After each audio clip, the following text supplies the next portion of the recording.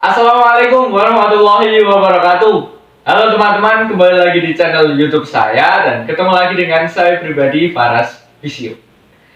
Nah teman-teman, di video kali ini saya akan memberikan suatu latihan stretching atau peregangan yang dapat digunakan untuk mengatasi penyakit saraf tersebut, khususnya dengan duduk di atas kursi seperti ini teman-teman. Nah, mengapa saya membuat video ini? Karena kemarin banyak yang bertanya kepada saya, Mas, bagaimana cara peregangan atau stretching yang dilakukan di atas kursi? Karena saya ini kan aktivitasnya sering duduk seperti bekerja, kemudian masih kuliah, dan intinya aktivitas-aktivitas yang membutuhkan duduk lama. Nah, makanya melalui video ini saya akan memberikan suatu contoh dan gambaran supaya kalian paham dan kalian bisa memiliki suatu pandangan bahwasannya dengan duduk di atas kursi seperti ini pun kita masih bisa melakukan suatu stretching atau latihan-latihan peregangan yang dapat digunakan untuk menunjang penyembuhan penyakit saraf tersebut. Kenapa? Karena konsep dari menyembuhkan penyakit saraf tersebut itu sendiri adalah kita harus sering-sering melakukan suatu peregangan dan sering-sering melakukan penguatan otot-otot. Nah, dengan sering-sering melakukan peregangan, maka otot-otot akan lemas, yang tadinya kaku akan lemas, kemudian sering-sering melakukan peregangan, tulang belakang kita akan terjaga sehingga bantalan tulang belakang yang keluar menyentuh saraf, itu bisa kembali lagi teman-teman. Nah, kemudian dengan sering-sering melakukan peregangan, otot-otot kita akan terlatih. Yang tadinya ototnya mulai melemah, tidak bisa berjalan, cuma beberapa langkah saja sudah merasa kesakitan.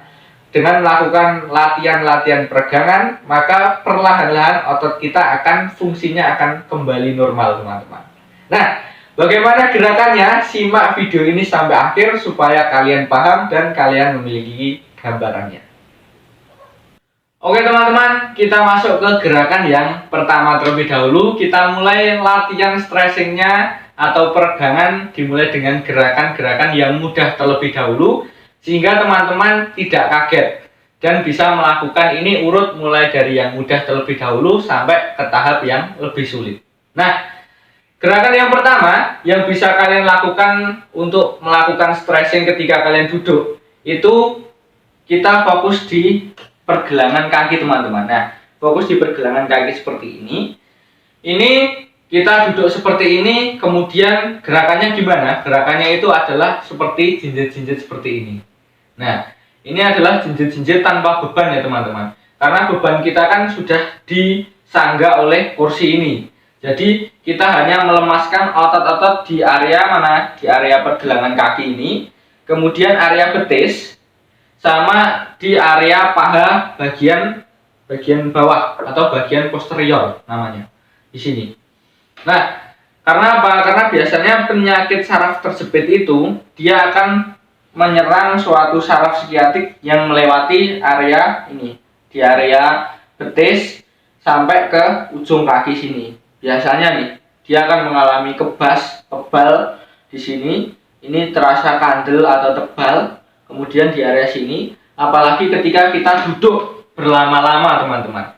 Jadi gerakannya sederhana seperti ini, kita lemaskan otot-ototnya. Nah, gerakannya seperti ini. 1, dihitung ya teman-teman, sampai 10. 2, 3, 4, 5, 6, 7, 8, 9, 10. Nah, gerakannya seperti itu. Dihitung 1 sampai 10, kemudian diulangi sebanyak 5 kali teman-teman. Nah, ketika kalian sudah melakukan duduk selama berjam-jam atau 1 jam, kemudian 2 jam, itu alangkah baiknya sebagai penderita penyakit saraf tersebut, kalian harus melakukan suatu peregangan. Supaya apa? Supaya kelenturan otot itu terjaga dan tulang-tulangnya juga terjaga teman-teman. Jadi jangan hanya duduk berjam-jam, tetapi kalian setelah 1 jam, 2 jam, kalian harus melakukan suatu peregangan atau latihan-latihan seperti ini. Nah, jangan disepelekan teman-teman gerakan seperti ini, karena gerakan ini nih yang bergerak, bukan pergelangan kaki aja. Otot di bagian betis ini bergerak. Kalau kalian kalian pegang di area paha, dia akan juga bergerak teman-teman. Nah, seperti ini. Paha, terutama paha bagian bawah ini. Ini dia akan ikut bergerak. Nih, kalau kalian pegang tendon di area sini, dia akan ikut bergerak. Nah, dia akan ikut kontraksi teman-teman. Jadi ini manfaatnya banyak teman-teman. Ini adalah gerakan yang tanpa beban atau tanpa menyangga. Jadi tungkai kaki kita itu tidak menyangga beban. Nanti akan saya ajari bagaimana tungkai ini latihan tungkai untuk menahan beban teman-teman. Jadi ini latihan yang pertama, ini yang mudah terlebih dahulu. Silakan dicoba, dihitung 1 sampai 10, kemudian diulangi gerakan seperti ini sebanyak 5 kali. Jadi 1 sampai 10 dulu, istirahat, kemudian dilanjut lagi. Nah, seperti ini. Gerakan pertama, silahkan kalian coba teman-teman. Kemudian teman-teman, untuk gerakan yang kedua, ini gerakannya juga masih sederhana. Jadi bisa kalian lakukan dengan mudah. Gerakannya hampir sama dengan gerakan yang pertama, tetapi arahnya berbeda. Tadi kan arahnya ke atas seperti ini ya, diangkat tapi masih menempel. Nah, gerakan yang kedua ini kedua kaki ini diangkat sedikit, dirapatkan, diangkat sedikit, kemudian kita lemparkan ke depan seperti ini teman-teman, kita luruskan. Nah, gerakannya seperti ini. Bisa dihitung 1 sampai 10 dan diulangi sebanyak 5 kali juga. Jadi 1, 2, 3, 4, 5, 6, 7, 8, 9, 10. Nah, latihan gerakan seperti ini teman-teman, ketika kita duduk lama, otomatis paha, entah itu paha di bagian atas atau namanya paha di bagian anterior, kemudian paha di bagian posterior atau paha bagian bawah ini ketika kita duduk lama pasti dia akan mengalami spasme atau kekakuan otot teman-teman. Nah, dengan menggerakkan kaki seperti ini akan mengurangi kekakuan otot-otot di area paha bagian atas dan paha bagian bawah. Karena ketika kita melakukan melempar seperti ini otot paha di bagian atas ini berkontraksi. Kemudian ketika kita menarik seperti ini, otot paha di bagian bawah sini, namanya otot hamstring, ini juga berkontraksi. Jadi dua-duanya ikut melakukan suatu stretching atau peregangan. Jadi begini teman-teman. Nah, seperti ini. Ini sangat sederhana, tapi manfaatnya luar biasa teman-teman. Kalau gerakan yang pertama tadi kan kita mencoba melemaskan ini, utamanya melemaskan di area betis. Kalau gerakan kedua ini, utamanya adalah kita ikut melemaskan dan melatih otot-otot di area paha teman-teman, seperti ini. Nah, silahkan dihitung pelan-pelan aja 1 sampai 10, kemudian istirahat, diulangi lagi sampai 5 kali teman-teman. Jadi setelah 1 jam kalian duduk lama, maka kalian coba untuk melakukan suatu latihan seperti ini. Supaya apa? Supaya kalian dapat merasakan suatu kondisi yang enak. Jadi ketika kita menderita saraf tersebut, kita harus bisa pintar-pintar menjaga kondisi tubuh kita teman-teman. Kemudian teman-teman, kita masuk ke gerakan yang ketiga. Nah, gerakan ketiga ini sudah mulai agak sedang atau agak sulit dilakukan bagi penderita penyakit saraf tersebut. Tapi tenang, semuanya pasti bisa kalian lakukan teman-teman. Nah, gerakan yang ketiga ini adalah dengan mengangkat salah satu kaki. Biasanya penderita penyakit saraf tersebut itu akan terserang rasa nyeri atau rasa kebas menjalar, mulai dari bagian pinggang, pantat, paha, betis hingga ke ujung kaki. Kalau saya dahulu itu terserangnya di kaki bagian kanan. Jadi saya contohkan, kaki di bagian kanan ini yang sakit ya teman-teman, saya naikkan secara perlahan di atas seperti ini. Kemudian kedua tangan ini, yang satu pegang di pergelangan kaki, di atas mata kaki ini. Kemudian tangan dua ini pegang di area sini, di area lutut. Kemudian apa? Kita tegapkan badan, kita menegapkan badan. Kemudian kita dorong yang tangan ini, yang ada di lutut ini, dorong ke bawah.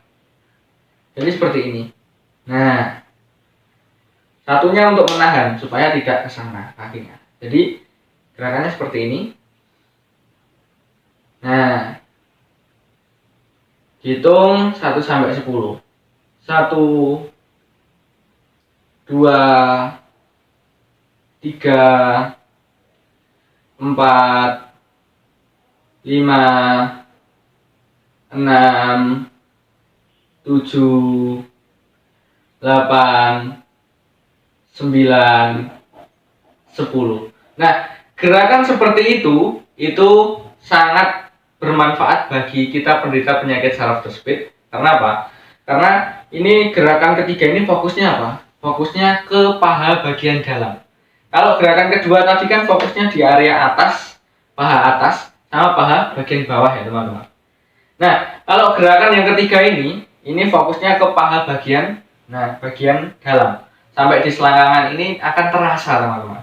Jadi paha itu kan ada paha atas, paha bawah, paha samping bagian dalam atau medial, paha bagian samping luar atau biasa disebut dengan paha lateral.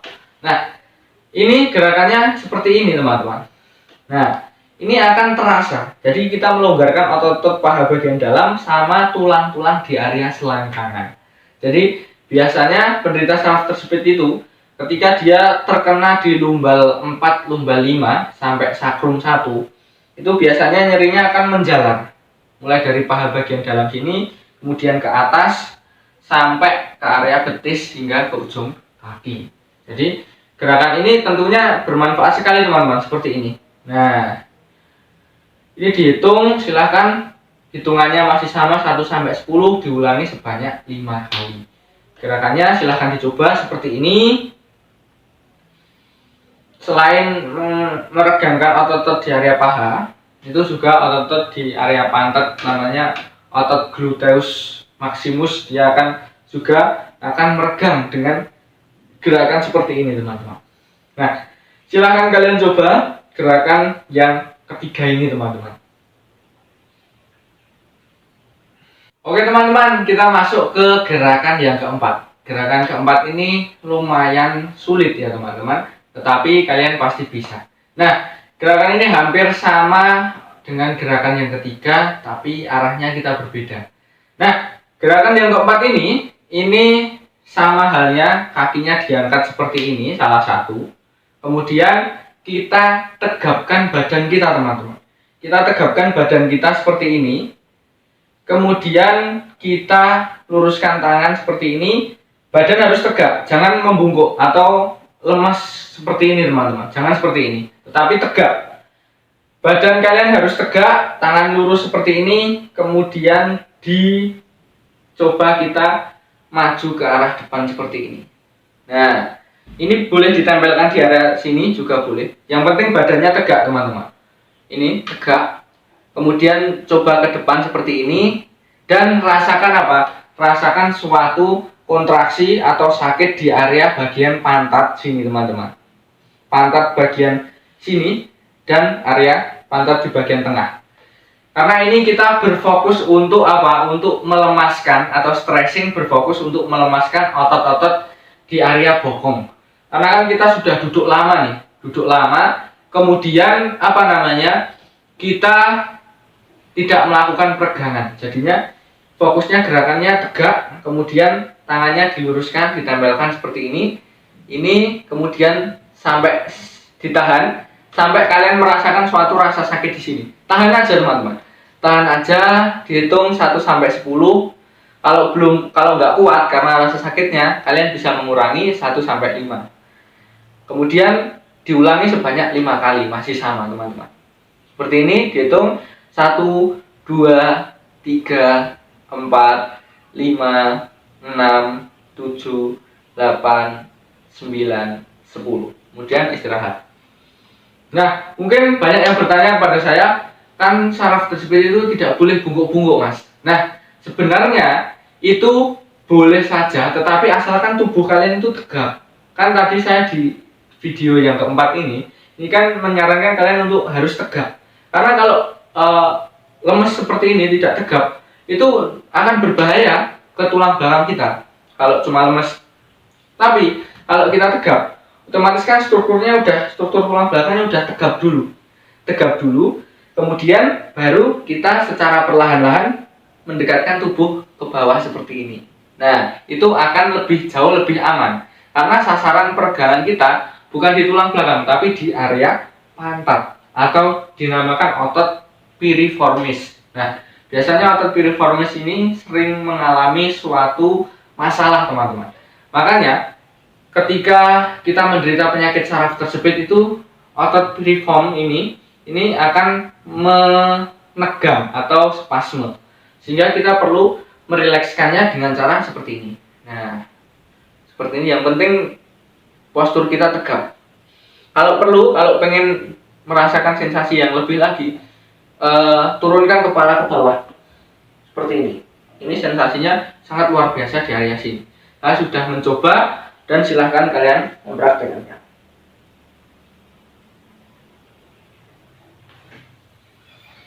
Itu adalah gerakan yang keempat, teman-teman.